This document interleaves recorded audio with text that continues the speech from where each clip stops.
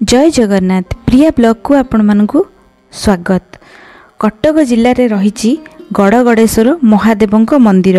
महाराजा द्वितीय अनंग भीमदेव बारवाटी दुर्गर ईशान कोण रे गड़गड़ेश्वर मंदिर प्रतिष्ठा कराइथिले, जहा लोक कथारु जना जाए। ऐतिहासिक गड़गड़ेश्वर स्थापन कथा विभिन्न मत दियंती, किंतु द्वितीय अनंग भीमदेवंक ताम्र पट्टारू जना जाए जे एही मंदिरटी प्राय 1229 रु 1249 ख्रीष्टाब्द मध्य स्थापन करा जायतिला। कुहा जाए गड़र रक्षाकर्ता भावे विराजमान करिसंती गड़ेश्वर बा गड़गड़ेश्वर। एही मंदिर रे महादेवंक लिंग सहित माता पार्वती, प्रभु गणेश, कार्तिकेय, पार्श्व देवादेवी, हनुमान पूजा पाउचंती। एही देउलर महात्मा एपरी श्रावण मासरे महादेव को जल लगी करने लगी शैव भक्तगण गड़गड़िया घाटी महादेव को पानी आनी यात्रा रे बाहरिबा पूर्वरु प्रथमे आराधना करिथांती प्रभु गड़गड़ेश्वर को।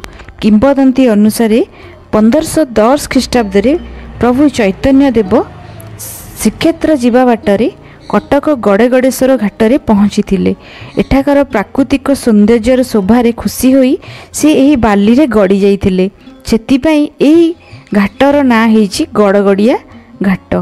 एहिठारे बाली यात्रा अति सुंदर भाबरे पालन करा जाय। आपण एबे देखुछन प्रभु गड़गड़ेश्वर को दर्शन करछंती। श्रावण मासरे प्रबल जार भिड़। एही मंदिर रे विवाह इत्यादि कार्य खूब सुंदर भाबरे परिचालना करा जाय। अन्न प्रसाद पैका मध्य एटारे आपण कांटेक्ट करि परिबे, मु आपनको नंबर दे देथिबी। मंदिर अत्यंत सुंदर। आपण निहाती भाबरे यदि कटक आसुंती निहाती बुलिया कथा। पूरा बाली यात्रा रो फ्रंटटा रे रहिछि। आशा करछि वीडियोटी निश्चित आपनको पसंद आसीबो। एहीपरि वीडियो देखिया पई मो चैनल को सब्सक्राइब करिया पई बिल्कुल भूलिबेनी। वीडियोटी को लाइक सह शेयर करंतु। पुणी आपण मान सहित देखा हबो को नुवा वीडियो रे। सेति पर्यंत रहुछि।